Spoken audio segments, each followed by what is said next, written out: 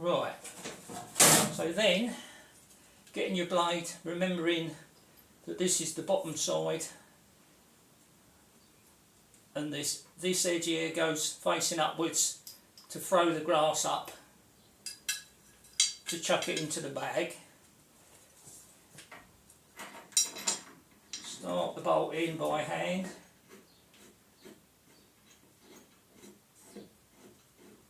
Move the wood aside for now.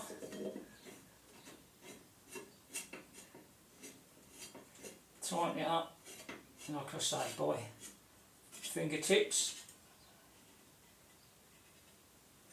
Then wedging your piece of wood back in again.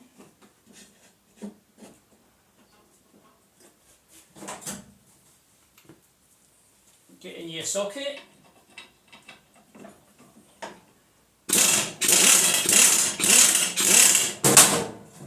And hopefully the wood doesn't drop out.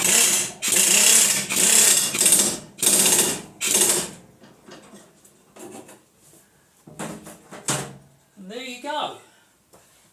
That's a blade on a Hayter 48 Harrier changed.